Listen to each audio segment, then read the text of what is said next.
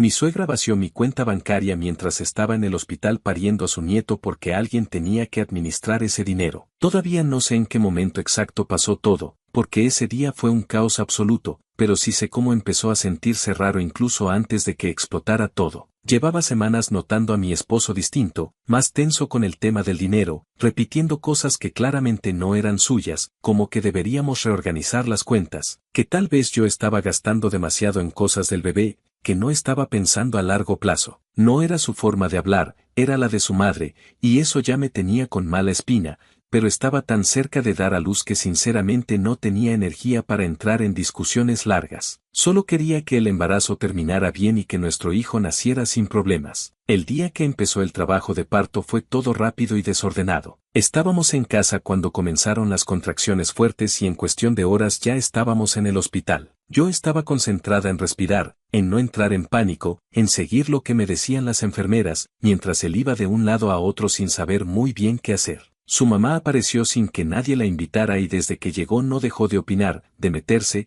de hacer comentarios que en otro momento me habrían hecho explotar, pero en ese instante yo estaba demasiado ocupada tratando de no desmayarme del dolor como para pelear. En algún momento, cuando las contracciones se pusieron más intensas, él salió con ella del cuarto diciendo que necesitaban tomar aire. No le di importancia, pensé que estaba nervioso y ya, que necesitaba despejarse. Yo seguí en lo mío, completamente enfocada en el parto, en lo que estaba pasando con mi cuerpo, en lo que venía. Horas después nació nuestro hijo, todo salió bien dentro de lo que cabe, yo estaba agotada, adolorida, emocionalmente drenada, pero feliz de que el bebé estuviera sano. Ese momento debería haber sido solo eso, felicidad y alivio, pero no duró mucho. 2 días después, ya en casa, con el bebé llorando cada pocas horas y yo sin dormir prácticamente nada, agarré el teléfono para revisar la cuenta porque tenía que pagar unas cosas que habían quedado pendientes. No era nada fuera de lo normal, algo rutinario, pero cuando abrí la aplicación del banco sentí literalmente cómo se me bajaba la sangre de la cara. El saldo no tenía sentido. No era que faltara un poco, era que prácticamente no quedaba nada de lo que habíamos ahorrado durante años. Al principio pensé que era un error, que la aplicación estaba fallando o que estaba viendo otra cuenta, pero no, todo estaba ahí, movimientos, transferencias, retiros, uno tras otro. Llamé a mi esposo en ese momento y le pregunté directamente qué había pasado con el dinero. No hubo respuesta inmediata, solo silencio, y ese silencio fue lo que terminó de confirmarme que él sabía perfectamente lo que había pasado. Cuando por fin habló, lo hizo con ese tono de alguien que sabe que metió la pata pero no quiere asumirlo del todo, y me dijo que su mamá había ayudado a mover el dinero mientras yo estaba en el hospital, que lo había hecho pensando en nosotros, que luego lo íbamos a organizar. Yo no podía creer lo que estaba escuchando. Le pregunté cómo era posible que alguien más tuviera acceso a nuestra cuenta sin que yo lo supiera y me confesó que él mismo se lo había dado hacía tiempo por si ocurría una emergencia. Me quedé mirándolo sin saber si gritarle o reírme de lo absurdo que sonaba todo. Le pregunté qué parte de todo eso le parecía una emergencia y no supo responderme nada claro, solo repitió que su mamá pensó que era lo mejor, que ella creía que nosotros no estábamos administrando bien el dinero, que quería asegurarse de que el bebé tuviera estabilidad. En ese punto ya no sentía rabia normal, era algo más frío, más pesado, porque no solo era el dinero, era la traición de que alguien tomara una decisión así en el momento más vulnerable que he tenido en mi vida. Le escribí a su madre en ese instante, sin rodeos, diciéndole que necesitaba que devolviera todo el dinero. Su respuesta fue tan tranquila que me dio más rabia todavía. Me dijo que yo estaba muy emocional por todo lo del parto, que luego hablábamos cuando estuviera más calmada, como si esto fuera una discusión menor y no el hecho de que había vaciado nuestra cuenta sin permiso. En ese momento entendí que ella no veía ningún problema en lo que había hecho, que en su cabeza estaba completamente justificado. Volví a revisar los movimientos con más calma y empecé a ver a dónde había ido el dinero. Parte se había transferido a su propia cuenta, otra parte a cuentas de familiares de ella que ni siquiera forman parte de nuestra vida diaria, pagos de cosas que no tienen nada que ver con nosotros. No era que lo hubiera guardado para nosotros, lo había repartido como si fuera suyo, como si tuviera algún derecho sobre algo que nunca le perteneció. Me senté en la sala con el bebé en brazos, con el cuerpo todavía recuperándose del parto, sintiéndome completamente expuesta, y en ese momento tomé la decisión de que esto no se iba a quedar así. No iba a discutirlo 1000 veces ni iba a aceptar excusas vacías. Si ella pensaba que podía hacer algo así sin consecuencias, estaba muy equivocada. Lo primero que hice fue abrir un caso con el banco para reportar todos esos movimientos, porque aunque técnicamente tuviera acceso, yo nunca di autorización para que tocara ese dinero. Mientras hacía eso, ya tenía claro que esto no era solo un problema familiar incómodo, esto era algo serio, y si tenía que escalarlo a algo legal, lo iba a hacer sin dudarlo. Actualización 1. Pasó aproximadamente una semana desde que descubrí todo y siento que han sido meses, no solo por el cansancio de tener un recién nacido sino porque todo esto se volvió una carga constante en mi cabeza. No había un momento en el día en el que no estuviera pensando en el dinero, en lo que hizo esa mujer y en la forma tan absurda en la que mi esposo permitió que pasara. Dormía poco, comía mal y cada vez que el bebé se dormía yo no descansaba, me quedaba revisando movimientos, mensajes, cualquier cosa que me ayudara a entender hasta dónde había llegado todo esto. El mismo día que abrí el caso con el banco empecé a reunir todo lo que podía servir como prueba. No fue difícil porque ella, en su necesidad de sentirse con la razón, prácticamente dejó todo por escrito. Tenía mensajes donde decía claramente que había tomado el control del dinero porque yo no estaba en condiciones de manejarlo, que alguien tenía que hacerlo por el bien del bebé y que ya me explicaría después. Cada vez que leía eso me hervía la sangre porque no solo lo hizo, sino que además lo justificaba como si fuera una especie de favor que yo debería agradecerle en lugar de reclamarle. El banco me explicó que el proceso no iba a ser inmediato, que necesitaban revisar cada transacción, verificar el acceso y determinar si había base para considerarlo uso indebido, incluso si había sido alguien con permiso previo. Me pidieron capturas, conversaciones, fechas, todo lo que pudiera respaldar que yo no había autorizado esos movimientos. Me pasé horas organizando todo mientras el bebé dormía encima mío o lloraba al lado, respondiendo correos, hablando con representantes que parecían repetir el mismo guión una y otra vez. Aún así, saber que al menos había iniciado algo formal me daba una sensación mínima de control dentro de todo el caos. En la casa el ambiente era incómodo, pesado, como si hubiera algo roto que nadie quería tocar directamente. Mi esposo intentaba actuar normal, pero se notaba que estaba nervioso cada vez que yo mencionaba el tema. Hubo un momento en el que intentó decirme que tal vez podíamos resolverlo hablando con su mamá, que no era necesario hacerlo tan grande, que seguro ella devolvería el dinero si lo hablábamos con calma. Recuerdo perfectamente que lo miré y le pregunté si de verdad estaba escuchando lo que decía, porque no se trataba de un malentendido ni de una discusión menor, se trataba de que su madre había vaciado nuestra cuenta mientras yo estaba en el hospital y él seguía tratando de suavizarlo como si fuera algo arreglable con una conversación tranquila. Le dije que necesitaba decidir de qué lado estaba, no como una amenaza sino como una realidad, porque yo no iba a quedarme en una posición en la que tuviera que defenderme sola de algo así. No le pedí que dejara de querer a su madre ni nada por el estilo, pero sí que entendiera que lo que hizo cruzaba una línea que no se puede ignorar. Él no respondió de inmediato, solo bajó la mirada y dijo que entendía que estaba mal, pero que no quería problemas más grandes. Esa respuesta me dejó claro que yo iba a tener que empujar esto sola si quería que avanzara. Unos días después, su mamá decidió aparecer en la casa sin avisar. Yo estaba en la sala con el bebé, tratando de que se durmiera, cuando tocaron la puerta. Sabía perfectamente quién era antes de abrir, pero aún así lo hice porque ya estaba cansada de evitar el enfrentamiento. Apenas la vi, su actitud fue la misma de siempre, esa mezcla de condescendencia y falsa preocupación que usa para justificar todo lo que hace. Intentó hablar como si nada, preguntando por el bebé, diciendo que venía a ayudar, pero la corté desde el inicio y le dije que lo único que necesitaba de ella era que devolviera el dinero. No se lo tomó bien, pero tampoco se mostró sorprendida, lo que me confirmó que en su cabeza esto era solo un desacuerdo más y no algo grave. Empezó a decir que lo hizo por nosotros, que alguien tenía que tomar decisiones responsables, que no confiaba en cómo estábamos manejando las cosas. En ese punto ya no tenía paciencia para filtrar palabras y le dije claramente que no tenía ningún derecho a tocar nuestro dinero, que no era su vida ni su cuenta y que lo que hizo no era ayuda, era abuso de confianza. Intentó entrar a la casa mientras hablaba, como si todavía tuviera ese nivel de control, pero no la dejé pasar y eso pareció molestarla más que cualquier otra cosa. La conversación se volvió tensa rápidamente, con ella insistiendo en que yo estaba exagerando y que todo se podía arreglar, y yo repitiendo que la única forma de arreglarlo era devolviendo cada centavo. En un momento me dijo que estaba rompiendo la familia por algo material, y eso fue lo que terminó de cerrar cualquier posibilidad de diálogo normal porque dejó claro que nunca iba a asumir responsabilidad real. Antes de irse, intentó suavizar el tono diciendo que habláramos luego con más calma, pero ya no había nada que negociar en ese punto. Después de que se fue, mi esposo estaba visiblemente incómodo, como atrapado entre las dos situaciones, pero yo ya no tenía ganas de cuidar sus sentimientos en ese aspecto. Le dije que esto iba a seguir adelante con o sin su apoyo, que ya estaba en manos del banco y que si era necesario iba a buscar ayuda legal. No fue una amenaza, fue simplemente dejar claro que esto no se iba a quedar en discusiones dentro de la sala. Esa semana me dejó completamente desgastada, pero también más firme en lo que tenía que hacer. Ya no estaba dudando ni esperando que alguien reaccionara por su cuenta, ya había entendido que si quería recuperar lo que era mío y poner un límite real, tenía que hacerlo sin esperar que los demás se alinearan primero. Entre pañales,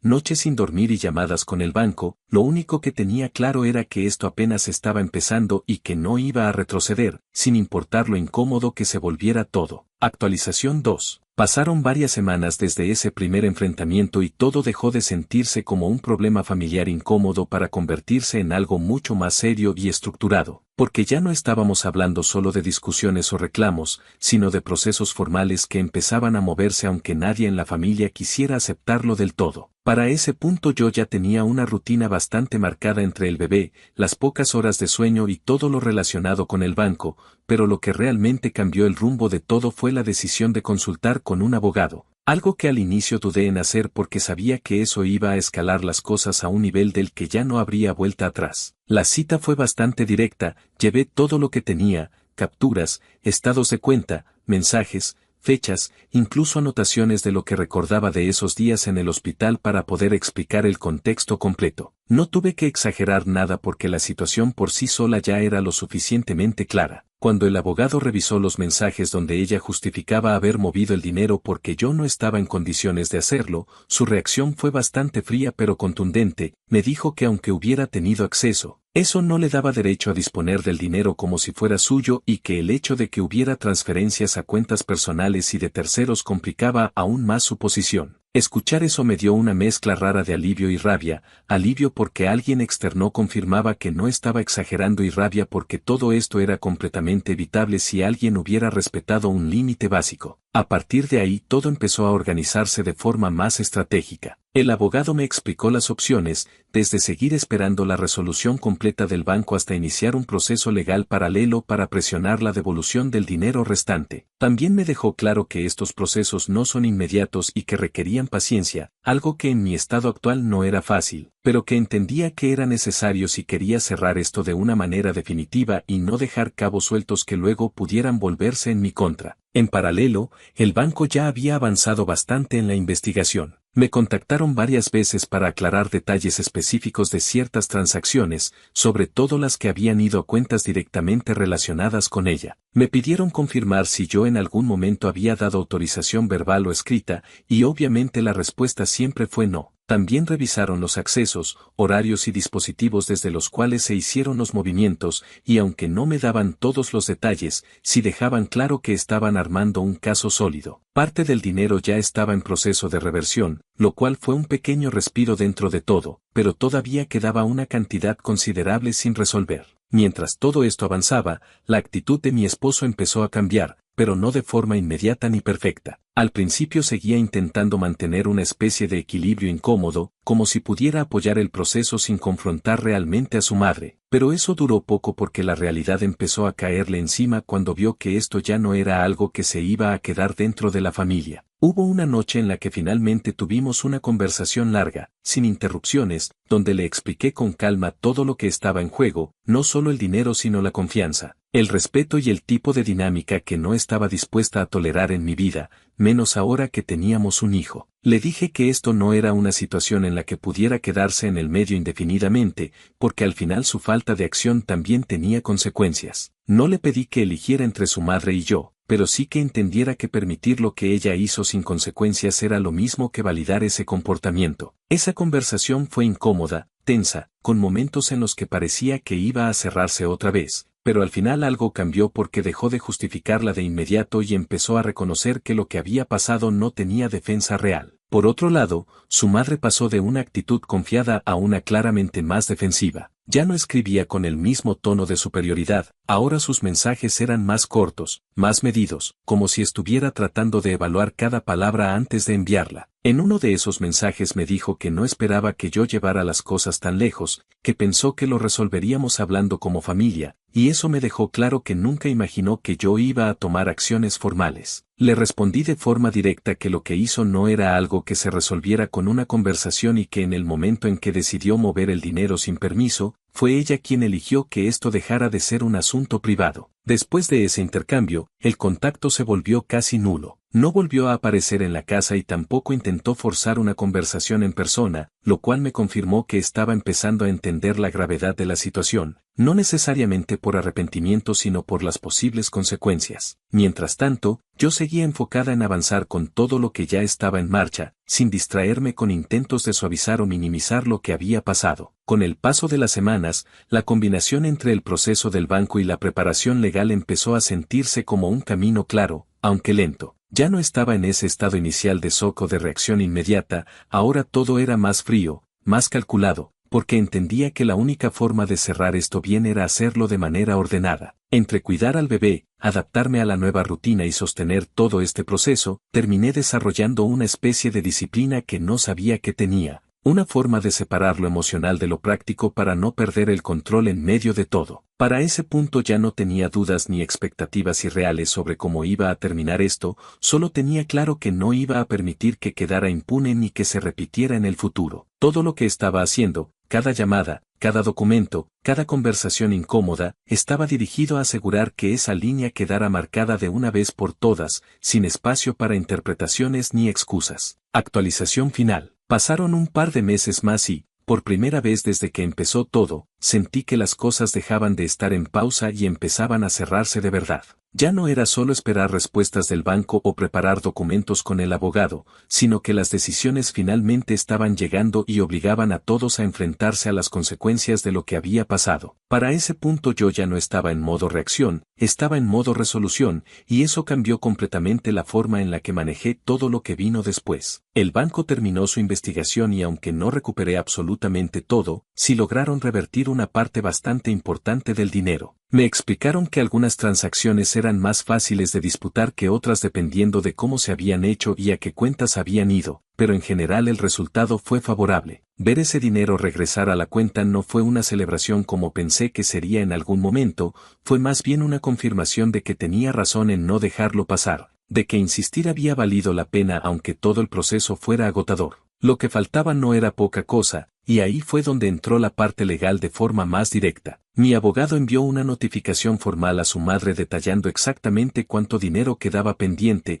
con respaldo de los movimientos y dejando claro que si no se resolvía voluntariamente, el siguiente paso sería una demanda. No fue un mensaje emocional ni una amenaza vacía, fue algo estructurado, frío, imposible de ignorar o minimizar como ella había hecho al inicio. La respuesta no llegó de inmediato, lo cual no me sorprendió porque ya sabía que su forma de manejar las cosas era intentar ganar tiempo cuando no tenía el control. Pasaron varios días en silencio hasta que finalmente escribió, pero ya no con ese tono condescendiente ni con la seguridad que mostraba antes. Esta vez el mensaje era mucho más medido, intentando justificar algunas decisiones pero sin negar directamente lo que había hecho. Básicamente trataba de explicar que había usado el dinero pensando en la familia, pero al mismo tiempo preguntaba cómo podía resolver lo que faltaba, lo cual era una forma indirecta de admitir que sabía que no tenía cómo sostener su posición. El acuerdo se cerró sin necesidad de llegar a juicio, pero no fue por buena voluntad sino porque entendió que no tenía otra salida que no la dejara peor parada. Terminó devolviendo el dinero restante en varios pagos, todos documentados, todos supervisados, sin espacio para ambigüedades. Cada transferencia que llegaba era una pieza más que cerraba ese capítulo, no solo en lo económico sino en lo que representaba todo esto en términos de límites y consecuencias. En la casa, las cosas también cambiaron, aunque de una forma más silenciosa. Mi esposo dejó de intentar mediar o suavizar lo que había pasado y empezó a asumir su parte en todo esto, no solo por haberle dado acceso a la cuenta sino por no haber reaccionado de inmediato cuando debía hacerlo. No fue una transformación de un día para otro,